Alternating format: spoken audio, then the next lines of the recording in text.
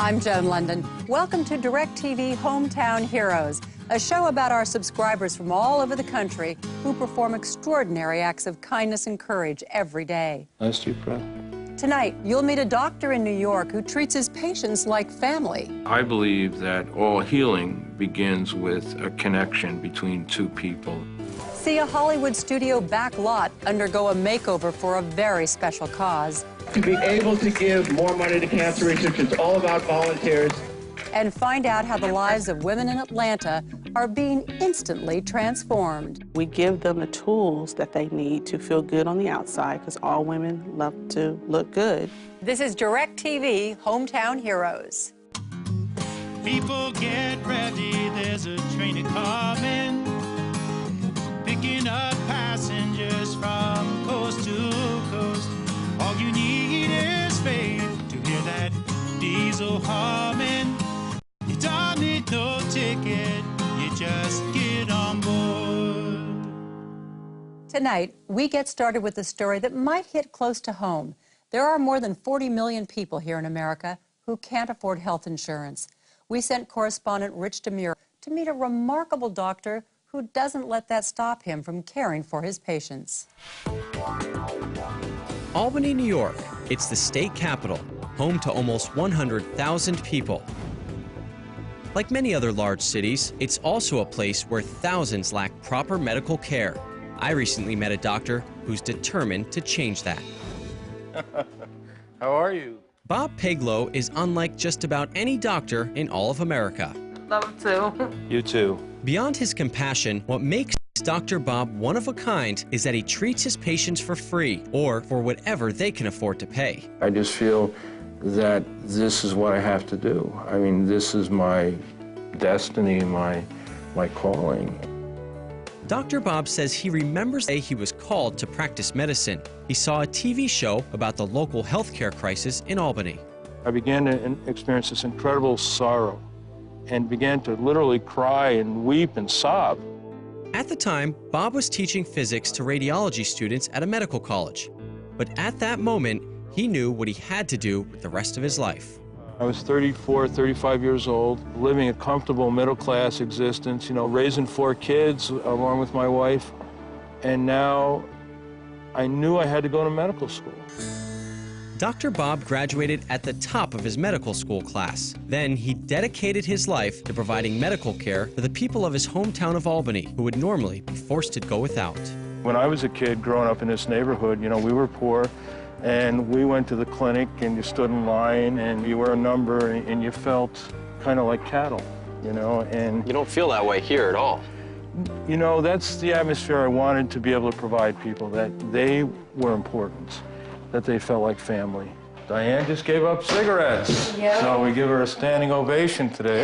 Hey! At Dr. Bob's clinic, which is supported primarily by community donations, treating patients like family means practicing a kind of medicine he calls compassion in action. The word compassion literally means to suffer with. I believe that all healing begins with a connection between two people. Nice deep breath. Janice Murphy is a perfect example. She became a patient of Dr. Bob's when her insurance was canceled, and she nearly died from a blood clot. Then I got a pain in the groin area right there where I had the last blood clot. Okay. On this visit, her blood pressure was going through the roof. And your blood pressure, how is your blood pressure today, Kim? It's high. Is it high? Janice's high blood pressure can be treated with drugs, but Dr. Bob soon learned she couldn't afford them. Are you taking the medicines or no? I don't have enough money to pay my bills and afford the medicine. All right, well, we're going to take care of the medicine for you, okay? On this day, Dr. Bob does what few, if any, doctors would ever do. He pays for Janice's much-needed medication. We'll write a check to your pharmacy, okay? Yeah. All right. Buying medication for patients might seem like a financially risky policy, but to Dr. Bob, it's simply the right thing to do. If a patient comes to you and you examine the patient and you say, you need this medicine, and you write them a prescription for the medicine, and they can't fill that prescription, what good is your visit done? That's a patient, a person standing in front of you. And so we write the check. Unusual? Yes. Even more unusual? is his fee structure. I don't take a salary for working here. We just barely scrape by. No salary? No, no. For working here? So right. Work all day? This is a labor of love. Dr. Bob is able to do this largely because of the generosity of others. He and his wife live here in the rectory of a local church. This apartment that we live in is given to us. We're allowed to live here rent-free, because otherwise we wouldn't be able to do it. You know, we'd be at the homeless shelter, I guess. Dr. Bob's office is a family affair. His wife, Leanne, is his nurse. You want to press on there for me, John? Daughter-in-law Tara runs the front desk. Son Bob Jr. handles the paperwork. We'll send it off. And just about any job that needs doing. We're gonna go and pick up Alice Williams for her appointment and her 4 kids. She couldn't get out of the house, and so we're gonna go help her out. Good morning. How you doing today? Thank you. Come on, we gotta You guys ready to go to the office? Exactly, Bob. How's the baby doing this morning? She, to me, typifies many of the plight of the inner city woman. She's unmarried, single parent, 4 children. She works full-time, and she really struggles. Dr. Bob delivered Alice's baby, Ikira, only 10 weeks ago. So how are you feeling? I'm feeling good. Excited about going back to work. Yeah, why is that?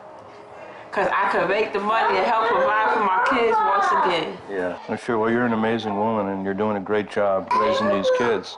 To see your dad with a patient is really unlike anything I've ever seen. In essence, he loves them. I mean, that's the biggest thing. He has a big heart, and he just loves everybody that walks through that door. Watching him work, it's obvious how much Dr. Bob loves his patients. What you learn from talking to them is how much they love him in return. Dr. Bob, to me, he's my angel. He's my knight in shining armor. He's more than just a doctor. He's like a doctor, a social worker, and a miracle worker all at once. There, put it in your ears. 7 years after opening his clinic, Dr. Bob says if there's one thing he's learned, it's that he's not just treating patients. He's treating the people of his community, people who matter. Nice deep breath in through your nose, out through your mouth. I think part of the healing process really starts with understanding that regardless of your situation in life, whether you're rich or poor, or whether you're living in the governor's mansion or you're living out on the street, you're a person and a creation of God, and you have value. And finally, there's one thing that Dr. Bob prescribes to each of the 125 people he sees every week, whether young or old, rich or poor. That's a heartfelt prayer for health, peace, and serenity. How about a dose of prayer? I was going to miss it. Yeah, all right. Father, thank you for Janice. We bless them with good health and a good school year. Give her the grace she needs to raise her daughter. Lift her up and give her joy. We pray, Lord, for continued good health. Amen. Amen. Okay. Amen. Amen. Amen. Okay, kiddo. Dr. Peglow is hopeful that the next generation of physicians will follow in his footsteps by providing free or low-cost care to their neediest patients.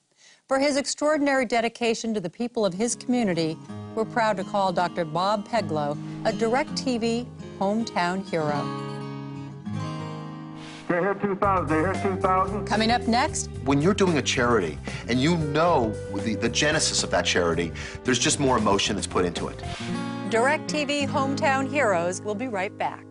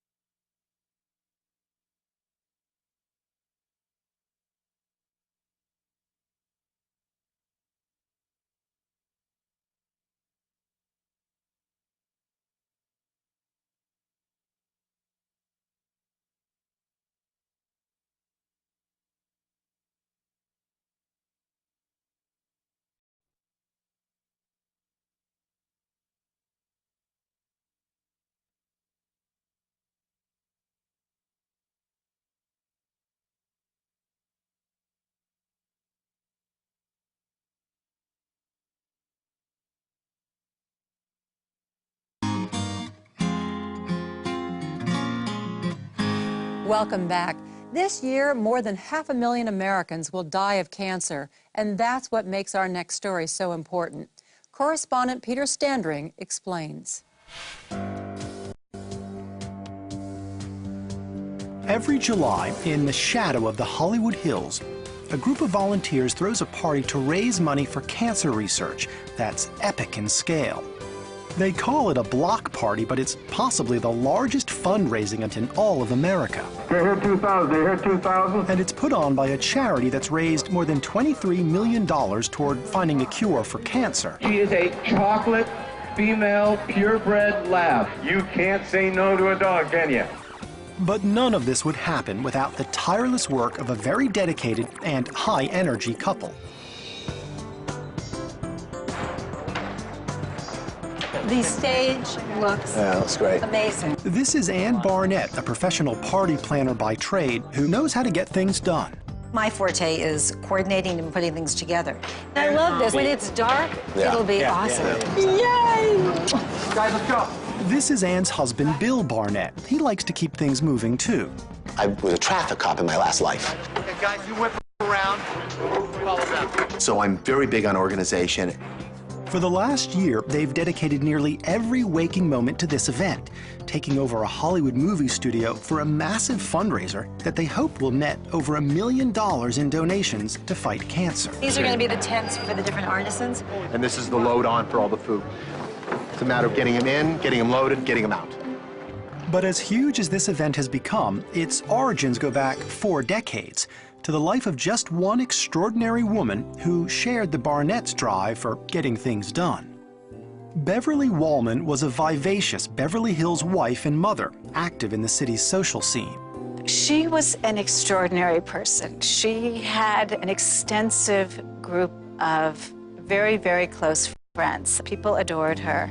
Then, in 1968, when she was just 34, Beverly's doctors told her she had breast cancer. This wasn't the first time breast cancer had struck Beverly's family. Her mother had died also at a very young age. She was devastated, and she told us that she wanted to find a cure for this disease. Beverly told her friends not to send flowers. Instead, she said, do something to fight cancer. 5 years later, Beverly lost her battle. But by then, 14 couples made up of her closest friends had started the Concern Foundation in her honor. All she had to do was ask, and people stepped up to the plate and were there for her. Their goal was to raise money that would go directly to researchers, but they needed an event that would honor Beverly's memory. Something that came from their heart. And they came up with this idea of having a party. Their very first event was at the Dorothy Chandler Pavilion. It was enormous success, and it grew from there. We were the first charity to completely take over Rodeo Drive. As the size of the parties grew, so did the organization. Soon, new generations of volunteers joined Beverly's original group of friends. I was one of the guys that came in and helped put down the fire lane and help move tables and chairs and do all that kind of stuff. The Wallmans were very close friends with my parents. So really, since I'm 10, 11 years old, I've been involved with Concern. Bill and Ann even met and fell in love while volunteering. It helped the bond of our relationship. It was something we both felt very passionate about. And one thing led to another. So we sort of all grew up together. The majority of Concern's cancer-fighting funds come from the block party, now held every summer at Paramount Studios. Frank will do his introductions, and they'll probably say something. We'll do the presentation to Jean. Those all your notes? That's all my notes. Okay, that's your Bible. But I think we're ready. Okay. Can you call us? It's Ann's job to bring in the goods that bring in the crowds. Did you see some of the vases that Gedra got? Oh, these are perfect. These props are just amazing. This is what's going to make it, because people will walk into the party and they're just going to be like blown away.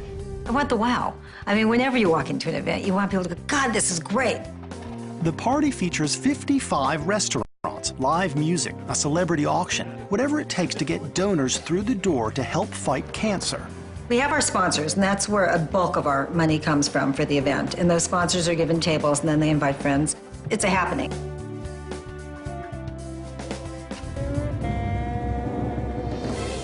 Finally, it's 6 o'clock. After a year of planning and non-stop work, Ann and Bill welcome the city to their very special event. Got all the restaurants in, everything's set, everything's ready to go. From the moment they walk in, it's interactive. There's always things that are happening and going on. Oh, I like that one. There's stuffed with blue cheese, and then we caramelize sugar on top. Love it. After all their hard work, it's time for concerned members, old and young, to relax and enjoy the party. Okay, enjoy. As the night goes on and the donations add up, Ann and Bill prepare for the evening's highlight, the celebrity auction. Mr. George Hamilton. Can you hear me now? Hello? But even amidst the ongoing excitement of the party, the leaders of concern know that with more than 1,500 Americans dying every day of cancer, they can never forget the reason they're there. When you're doing a charity and you know the genesis of that charity, there's just more emotion that's put into it. And I think that's what's been the great thing about Concern, even now through a third generation, is that it's from everybody's heart. I get sort of emotional. You know, when I look out at the sea of people out there and know that when it's all said and done, we will put over $1.5 million in the bank, all for research. To be able to give more money to cancer research, it's all about volunteers. I really acknowledge the volunteers that put this entire street together. Bill and Ann are the spirit of what Concern is all about. It's really nice to know that there are people out there that understand that it's important to do something. Even after helping raise more than $1 million in one night to fight cancer, Ann and Bill say they know they can't do it by themselves. There's such a big group of people that give as much time as we do and more, and that's what makes it all worth it. And we're just a tiny, tiny piece of the whole picture. Of the whole thing, that's right. We love doing it. It's our pleasure to do this. Have a great night, everybody.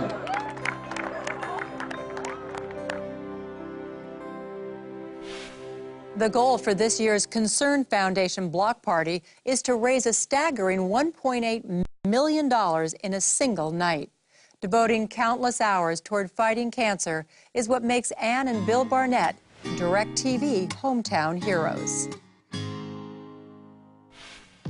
Coming up next, women in Atlanta jumpstart their careers with one visit to an unusual store. Good luck on your job interview. Thank you. You're watching DirecTV Hometown Heroes.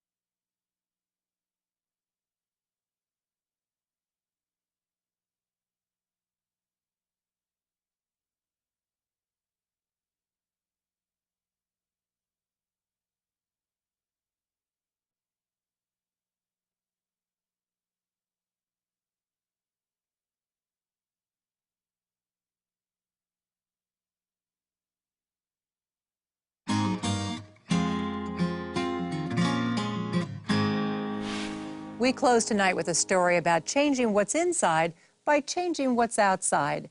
As you'll see, making a lasting difference in a woman's life can sometimes be as simple as providing her with a wardrobe that reflects her true value. It could happen anywhere, even in a big, bustling city like Atlanta, Georgia.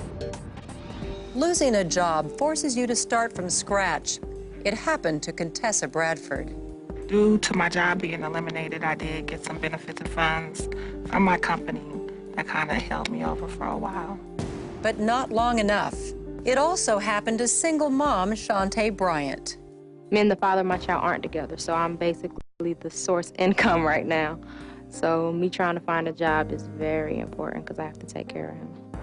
What these women need most is a fighting chance and the confidence to find a job. They get all that at Dress for Success Atlanta.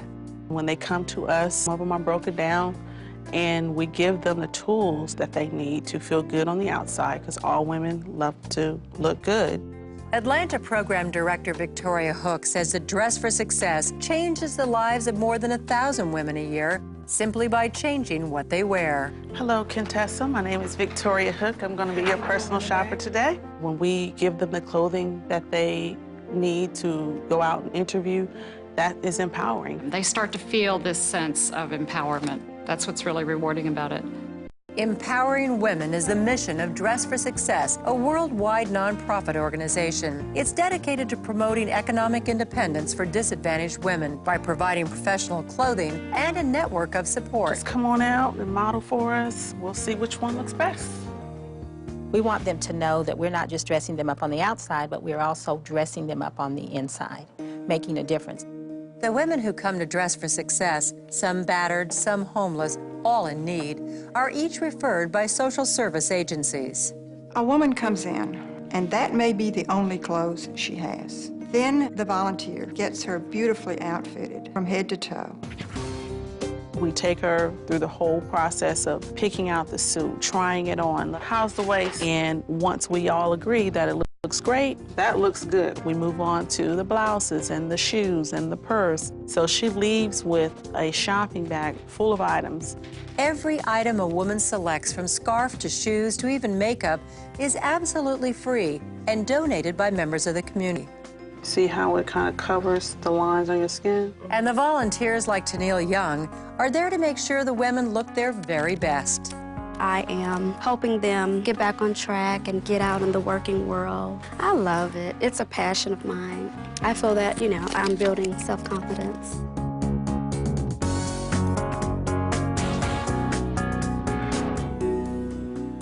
Well, she loves the camisole and the sweater set. The blue set she's gonna wear with this skirt. That's gonna look really nice. And the lavender shirt with the black suit. That's gonna look nice as well. I've been kind of putting off interviews because I really didn't have anything to wear. So now that I have clothes to wear, I can go to the interviews. I feel a little bit more confident because I know I look business professional.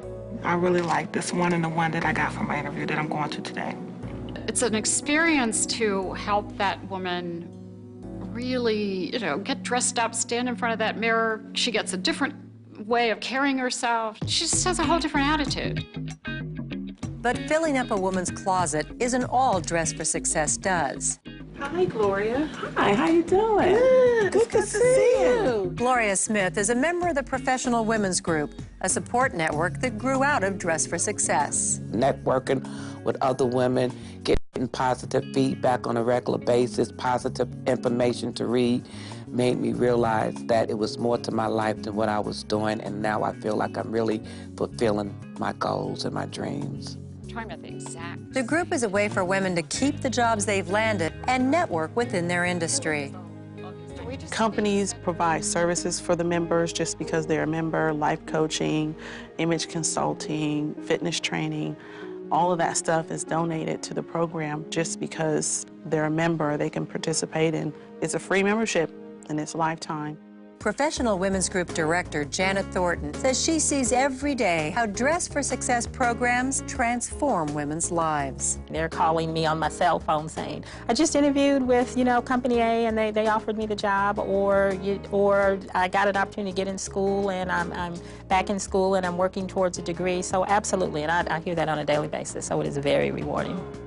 Dressing up the outside, nurturing the inside. At Dress for Success Atlanta, it's making a difference in the lives of 1,200 women every year. What we hear constantly from women is this is the first chance they've had to really have a sense of what their future could be. Dress for Success helps a lot of women that's in need. They make you feel like they're glad to do it for you. Didn't feel like it was a handout. I felt like it was a blessing.